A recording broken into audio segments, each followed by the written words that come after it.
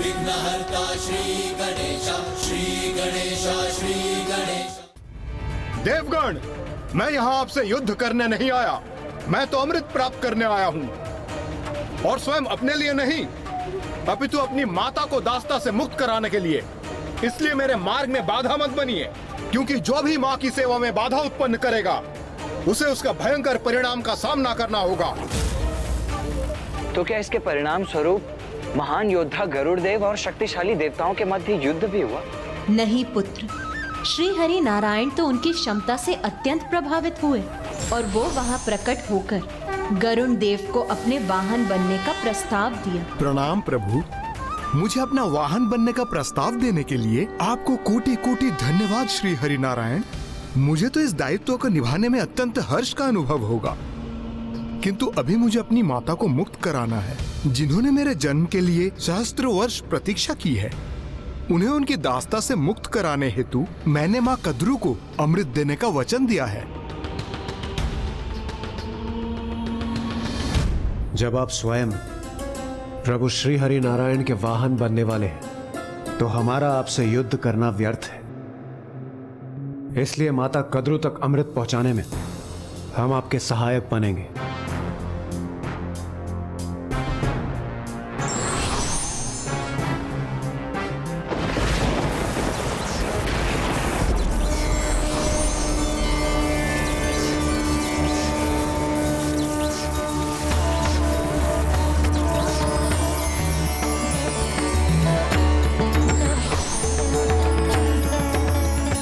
गरुड़देव, यदि ये अमृत नागों के हाथों में पड़ा तो सृष्टि का उचित चक्र अपने स्थान पर स्थिर नहीं रहेगा। आप अपने वचन अनुसार जैसे ही देवी कद्रू को अमृत प्रदान करेंगे और वो देवी विंता को मुक्त कर देंगी, मैं उसी समय उनसे पुनः अमृत प्राप्त कर लूंगा। और इस कार्य को पूर्ण करने के लिए मुझे अपने साथ चलने की अनुमति आपको देनी होगी। किंतु क्या ये नागों के साथ अन्याय नहीं होगा? अमृत पाने के तो वो भी अधिकारी हैं। नागों को इससे वंचित रखकर उन्हें छलना क्या अनुचित नहीं होगा श्री हरि नारायण? यदि आप ऐसा समझते हैं तो ये आपकी सहृदयता है, किंतु नागों को अमृत न देने का एक कारण है, क्योंकि उनमें अत्यधिक विष का वास होता है। इसलिए उन पर विश्वास करना कठिन है कि अमृत प्राप्त करने के पश्चात वो सृष्टि को किस प्रकार आतंकित करेंगे। कदाचित उनके प्रभाव से न केवल मनुष्य जाति अपितु अन्य जीवों का भी विनाश होगा। सृष्टि में असंतुलन उत्पन्न हो जाएगा। इसलिए नाग अमृत पान करने के योग्य नहीं है। इसलिए संसार को व्यर्थ के संकटों से सुरक्षित रखने हेतु हम ऐसा करने के लिए बाध्य हैं। फिर तो आपका कहना उचित है श्री हरि नारायण एवं इंद्रदेव।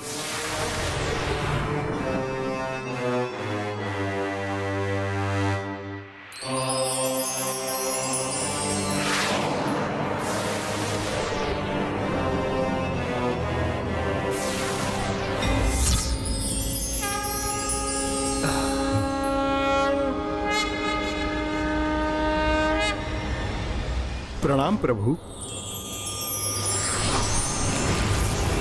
फिर देव विनीता के पुत्र गरुड़ देव अमृत तो लेकर आए, किंतु उसके साथ छिपा लाए उस छलिए देवराज इंद्र को। चाहते आप लोगों को क्यों आपके साथ छल कर सके, कपट कर सके, इसी कारण। अब ये पूर्ण रूप से हमारे प्रभाव में आ रहे हैं। सफल हो रही हमारी योजना। शीघ्र अति शीघ्र ही अब हम इन समस्त नागों को माया के वशीभूत कर जड़ कर देंगे, ताकि ये नाग दुर्गमासुर के अनुष्ठान में एक कवच का कार्य कर सके।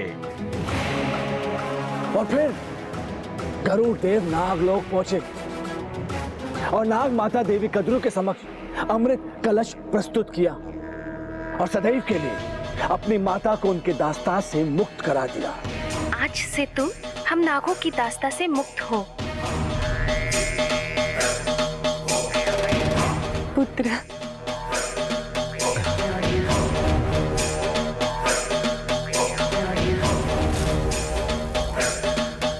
और फिर जैसे ही नाग माता कद्रू अपने संतानों को अमृत प्रदान कर रही थी, ठीक उसी समय देवराज इंद्र वहां प्रकट हुए।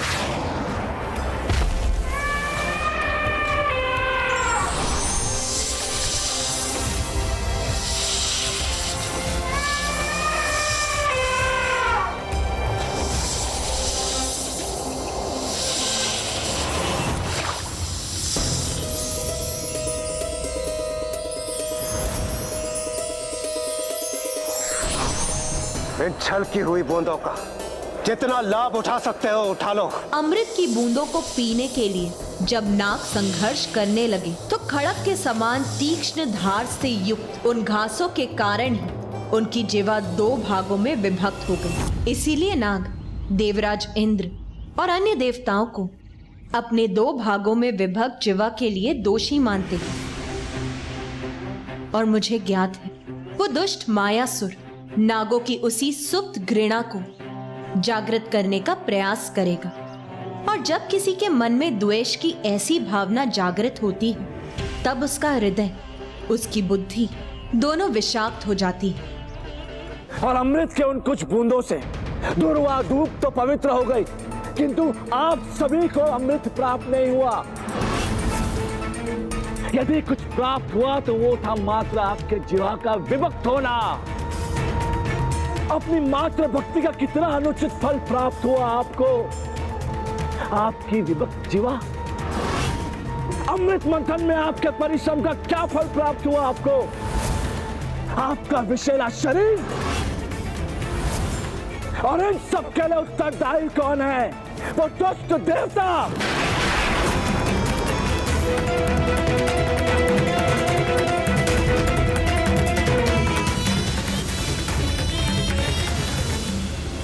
ओम गण गणपतये नमः। ओम गण गणपतये नमः। ओम। उचित ही तो कह रहा है वो असुर। देवताओं ने हमसे इतना बड़ा छल किया और फिर भी हम सदा देवताओं का ही साथ देते हैं। अब समय आ गया है कि अब हमें देवताओं के विरुद्ध असुरों का साथ देना चाहिए। ये आप क्या कह रही हैं देवी? अपने विवेक को जागृत कीजिए।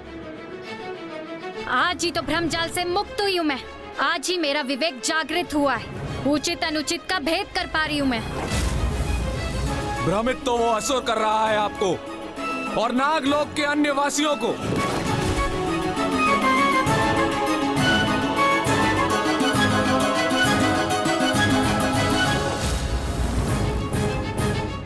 भ्रमित कर रहा है ये असुर हम सबको। इसका कथन सत्यता से रिक्त है।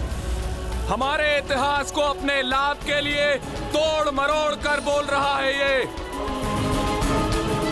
सागर मंथन के समय हमें अमृत नहीं विष दिया गया था, क्योंकि नागों के पास अन्य जीवों की तरह भूख प्यास मिटाने के लिए हाथ पैर नहीं होते। इसलिए हम स्वयं को विष से सुरक्षित रखते हैं।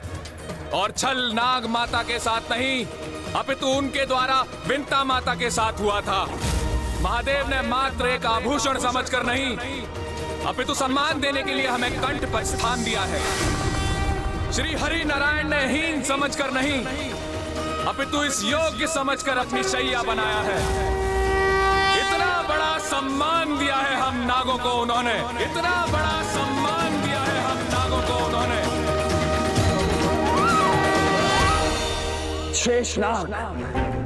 शेषनाग तो स्वयं भ्रम में है।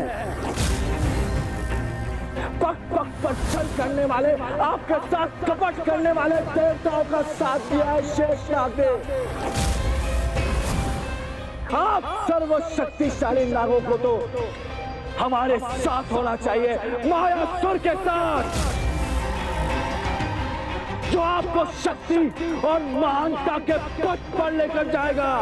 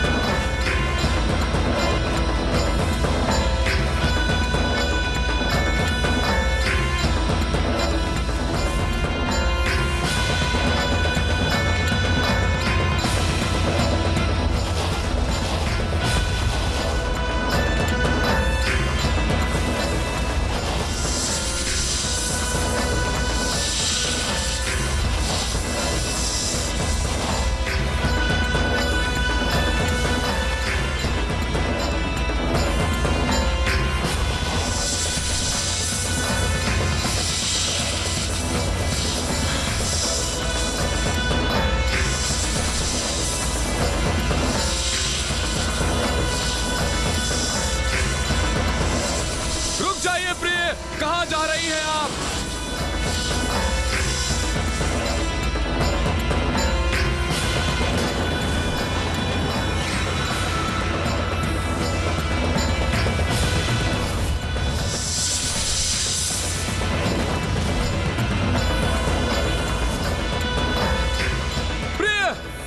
रुक जाओ प्रिय, रुक जाओ, रुक जाओ प्रिय।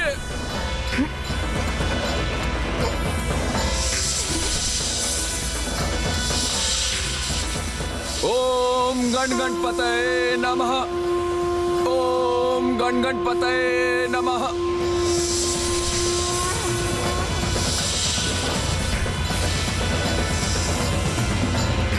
रुक जाओ प्रिय, ऐसा अनर्थ मत करो।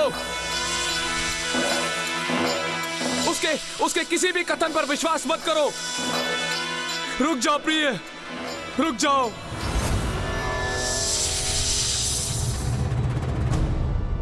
मुझे वचन दीजिए स्वामी, यदि कोई संकट प्रस्तुत हुआ भी तो आप मुझसे पूर्व हमारी संतान की रक्षा करेंगे, भले ही मैं स्वयं आपके विरुद्ध ही क्यों ना जाऊं। मैं वचन देता हूं, यदि ऐसा कुछ हुआ तो मैं सर्वप्रथम अपनी संतान की रक्षा का उपाय करूंगा।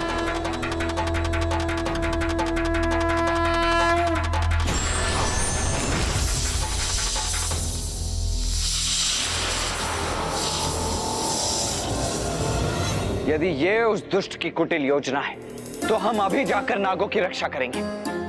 नहीं पुत्र, नागों की रक्षा तो एकमात्र गणेश ही कर सकता है, और ये दायित्व तो पुत्र गणेश को ही संभालना होगा। नाग पृथ्वी की मूलाधार में वास करते हैं, और मूलाधार के देवता तो तुम हो पुत्र गणेश। इसीलिए नागों की रक्षा तो तुम्हें ही करनी होगी।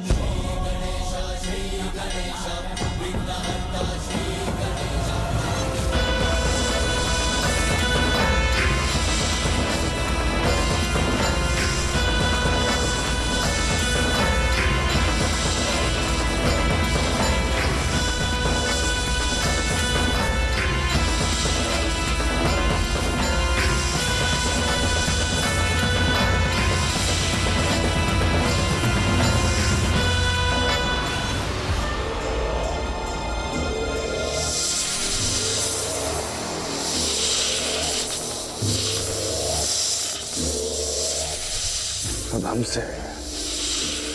हमसे नागों की रक्षा कोई भी नहीं कर पाएगा, कोई भी नहीं। जाओ जाओ और जाकर मिट्टी को अपना आहार बनाओ और इस गुफा में बिछकर जड़ हो जाओ। जाओ। अब हम तुम सभी नागों को हमारी अर्थात मायासुर की गुफा में लेकर जाएंगे, जहां तुम सब मात्र और मात्र हमारी इच्छा अनुसार ही कार्य करोगे।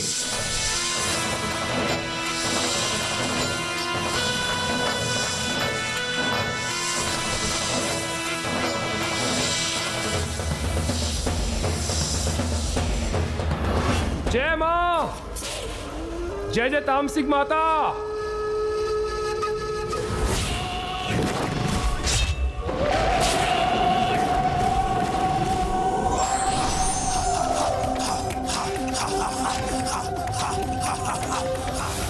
निन्यानवे लाख 99 सहस्त्र 94।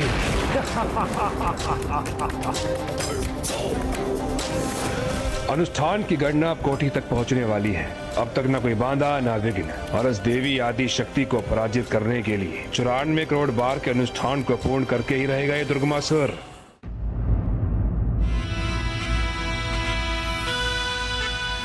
पुत्र गणेश, जैसा कि तुम्हें भली भांति ज्ञात, प्रत्येक जीव कुंडलिनी की शक्ति होती है, जो उसकी रीढ़ के आधार पर स्थित होती है, जहां मूलाधार चक्र भी स्थित। सुप्त कुंडलिनी शक्ति मूलाधार चक्र में मिट्टी खाकर पड़े सुप्त जड़ सर्प के समान स्थित रहती है।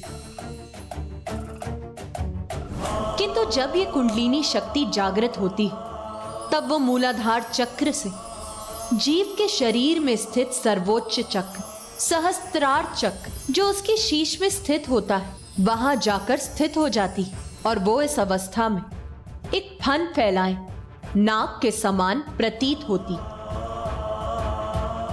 जागृत कुंडलिनी के परिणाम स्वरूप ज्ञानोदय से परम ज्ञान की अवस्था में पहुंचने की प्रक्रिया मूलाधार चक्र से ही आरंभ होती है और मूलाधार चक्र में कुंडलिनी शक्ति को जागृत करने वाले एकमात्र तुम ही हो पुत्र गणेश।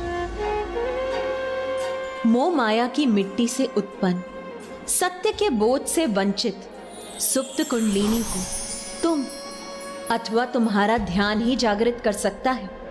सुप्त कुंडलिनी शक्ति को ज्ञान की ओर अग्रसर फन फैलाए सर्प के समान गतिशील अवस्था में तुम ही ला सकते हो पुत्र गणेश, क्योंकि मूलाधार चक्र के स्वामी तुम हो। जीव का तो स्वभाव ही है जन्म धारण करते ही मोह माया में उलझ जाना। मिथ्या माया की मिट्टी को जब उसका अस्तित्व अपना आहार बनाता है तब उसका मूलाधार चक्र उसकी वास्तविक ऊर्जा जड़ हो जाती है। मायावी शक्ति का स्वामी मायासुर नागों के साथ भी कुछ ऐसा ही कर रहा होगा। जिस प्रकार जीव के शरीर में मूलाधार चक्र कुंडलिनी के नीचे स्थित होता है, उसी प्रकार संसार का मूलाधार नागलोक में ही स्थित। इसीलिए मूलाधार अधिपति प्रथम पूज्य गणेश तुम ही जाकर नागों को इस माया से मुक्त करो, अन्यथा बहुत देर हो जाएगी। क्योंकि यदि दुर्गमासुर नागों को अपना कवच बनाकर स्वयं को सुरक्षित रखकर अपना अनुष्ठान पूर्ण करने में सफल हो गया तो फिर उसे युद्ध में पराजित करना बहुत कठिन होगा पुत्र।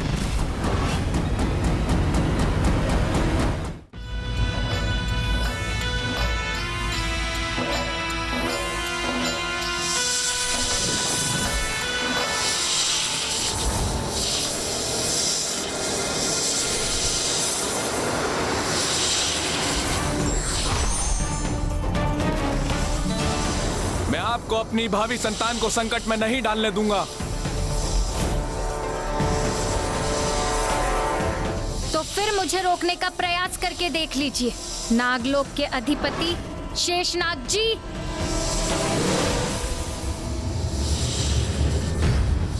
नागलोक के राजा शेषनाग जी अब तक हमारी माया से वशीभूत नहीं हुए, किंतु हम भी देखते हैं कि कब तक शेषनाग अपने आप को हमारे माया के प्रभाव से बचा सकता है।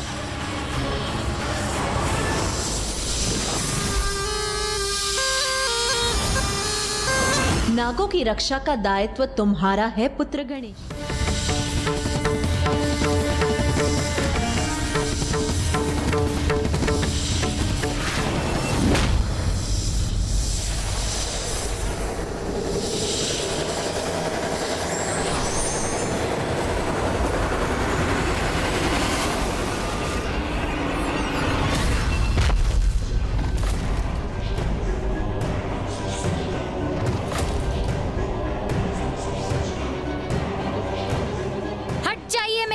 से मुझे मेरे अंड को लेकर आगे बढ़ने दीजिए अपने मार्ग पर। सर्वथा अनुचित है आपका मार्ग देवी, उस पर आपको आगे कैसे जाने दूं? मेरे रहते ये कदापि संभव नहीं। तो फिर मेरा सामना करने के लिए तैयार हो जाइए। मेरे मार्ग की बाधा बनेंगे आप, इसका बहुत भयंकर परिणाम होगा। फिर आप स्थल पर स्थित हो अथवा आकाश में।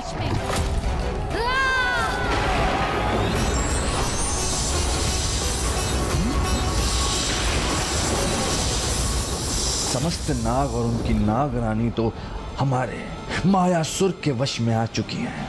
अब मात्र एक बार उस शेष नाग को भी हम अपने वश में कर लें, उसके पश्चात सफल हो जाएगा दुर्गमासुर का अनुष्ठान और पराजित होगी वो आदि देवी शक्ति भी। हमारी बात मानिए प्रिय।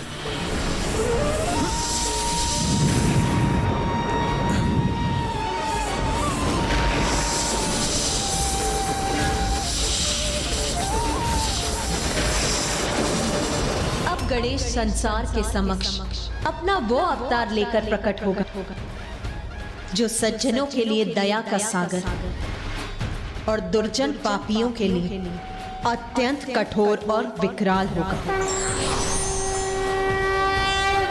एक नवीन अवतार, एक नवीन रूप धारण करेगा गणेश। अति महत्वाकांक्षी व्यक्ति का कार्य जब मित्रता से नहीं बनता तो फिर वो छल का सहारा लेता है ताकि वो दूसरों के मध्य फूट डालकर स्वयं की प्रभुता स्थापित कर सके।